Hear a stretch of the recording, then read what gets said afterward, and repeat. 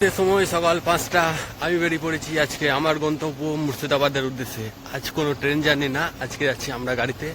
তো আমরা বর্ধমান থেকে একটা গাড়ি ভাড়া করে নিয়েছি আর আমরা এতে করে যাব মুর্শিদাবাদ আর ঘুরবো হাজারদুয়ারি। সময় সকাল 5:30, আমাদের গাড়ি ছেড়ে দিয়েছে। আর বর্ধমান থেকে হাজারদুয়ারির দূরত্ব 134 কিলোমিটার। সময় লাগতে পারে 4.5 ঘন্টার মতো। তো আমরা আনুমানিক 9:30টার মধ্যে পৌঁছে যাব হাজারদুয়ারি।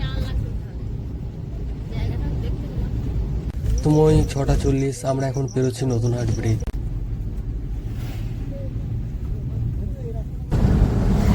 সময় সকাল 7:30, আমরা এখন ফুটিসাগরে এসেছি। এখানে আমাদের টি ব্রেক। আমরা এখান থেকে সকালের খাবারটা নিয়ে নিয়েছিলাম চপ, মুড়ি আর কাঁচা ছোলা ভাজা।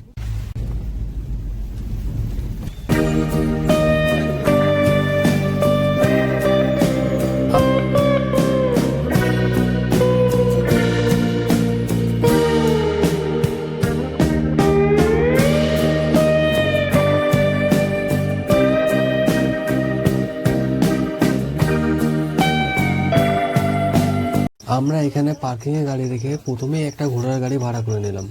ভাড়া পড়লো 200 টাকা মাথা পিছু।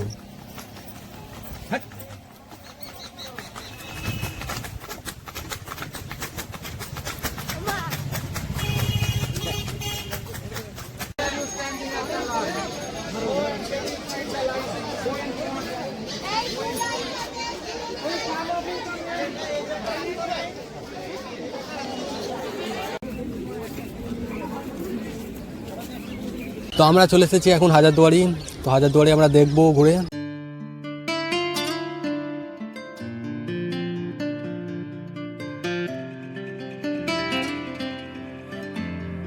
পশ্চিমবঙ্গের মুর্শিদাবাদ জেলার ভাগীরথী নদীর তীরে অবস্থিত একটি বিশাল এবং অত্যন্ত বিখ্যাত প্রাসাদ। এই প্রাসাদটির নাম হলো হাজারদুয়ারি, যার অর্থ হলো হাজার দরজা। এই প্রাসাদে মোট 1000টি দরজা আছে, তবে তার মধ্যে 900টি দরজা আসল এবং বাকি 100টি দরজা নকল। এই নকল দরজাগুলি বিশেষভাবে তৈরি করা হয়েছিল যাতে শত্রুরা আক্রমণ করার সময় বিভ্রান্ত হয় এবং সুরক্ষা ব্যবস্থা আরও মজবুত করা যায়। 1829 সালে এই প্রাসাদের নির্মাণ কাজ শুরু করা হয় এবং 1837 সালে তা শেষ হয়। এটি নির্মাণ করেছিলেন মুর্শিদাবাদের শেষ স্বাধীন নবাব নাজিম হুমায়ুন জাহান। প্রাসাদটির নকশা তৈরি করেছিলেন বিখ্যাত স্থপতি কর্নেল ডানকান ম্যাকলিওড। বর্তমানে হাজারদুয়ারি প্যালেস একটি সংরক্ষিত সংগ্রহশালা হিসাবে ব্যবহৃত হয়, যা ভারতীয় পুরাতত্ত্ব বিভাগের অধীনে রয়েছে।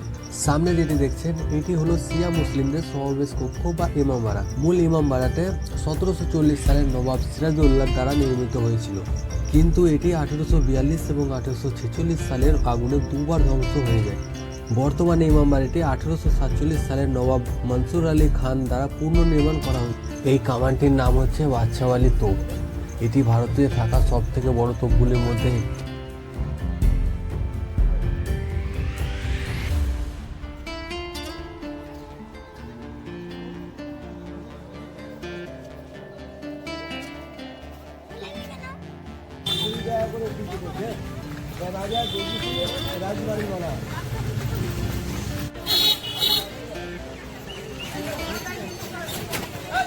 আমরা এখন এসে গেছি কাঠগোলাপের বাগান বাড়ি।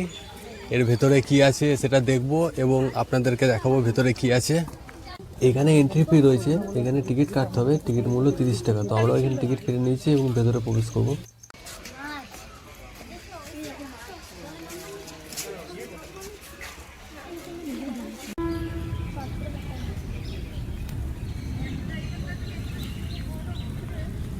কাঠগোলা বাগানটি হাজারদুয়ারি থেকে 5 কিলোমিটার দূরে অবস্থিত। এটি 1800 শতকের ধনী যৌন ব্যবসায়ী যদিও কিছু সূত্র অনুযায়ী মনে করা হয় এটি রাজা নিয়ামত অঙ্গ নির্মাণ করেছিলেন, তবে এটি মূলত যৌন দোগার পরিবারের প্রাসাদ ও বাগান হিসেবে পরিচিত। এটি একটি 4তলা প্রাসাদ। এখানে রয়েছে পেন্টিং, আয়না এবং আসবাবপত্র। প্রাসাদ একটি সংগ্রহশালা হিসেবে ব্যবহৃত।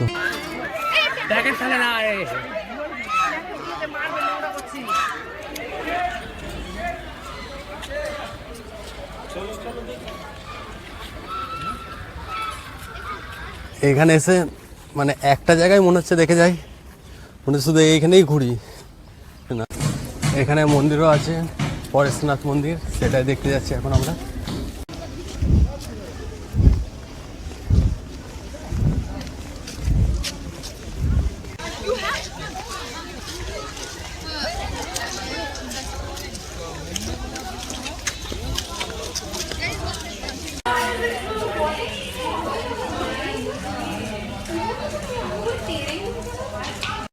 কাঠগোলাপের বাগান বাড়ি দেখা হয়ে গেছে, এখন আমরা বাইরে যাব। আমরা এখন চলে এসেছি জগৎ শেঠের বাড়ি।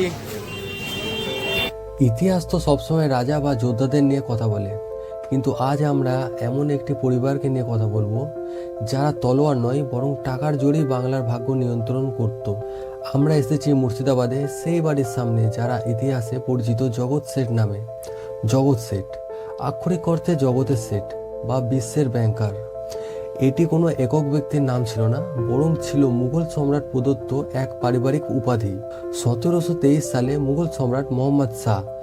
আপনারা দেখছেন নসিপুরের রাজবাড়ি। আমরা ভেতরে যাইনি, আপনারা আসলে যেতে পারেন ভেতরে, দেখার অনেক কিছুই আছে।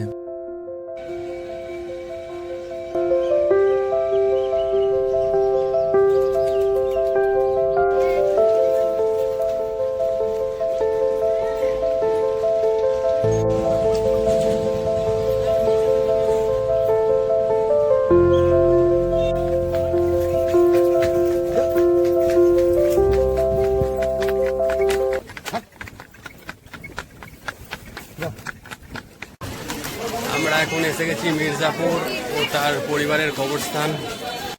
এখানে টিকিট 10 টাকা।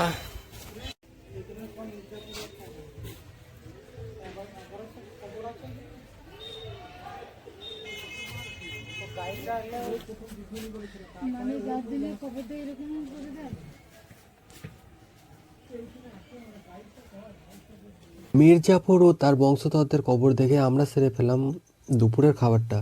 আমি নিয়েছিলাম এখানে ভেজ থালি, দাম নিল 80 টাকা। খাবারের স্বাদ ভালোই। আমরা এখন এসে গেছি মুর্শিদ কুলি খানের মেয়েকে যেখানে জ্যান্ত সমাধি দেওয়া হয়েছিল সেখানে।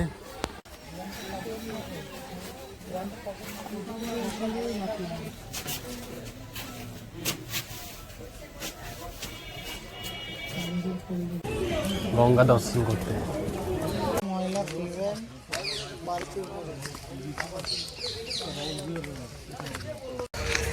গঙ্গা দর্শন সম্পন্ন করে আমরা এখন চলেছি আমাদের গাড়ির দিকে। আমাদের একদিনের মুর্শিদাবাদ ভ্রমণ সম্পন্ন হলো, আমরা চললাম বর্ধমানের উদ্দেশ্যে। তো এই ছিল আজকে আমার মুর্শিদাবাদ ভ্রমণ। কেমন লাগলো অবশ্যই জানাবেন, ভালো লাগলে লাইক করবেন, কিছু জানার থাকলে কমেন্ট করবেন, আর সাবস্ক্রাইব করতে যেন ভুলবেন না। আর দেখা হচ্ছে পরের ভিডিওতে।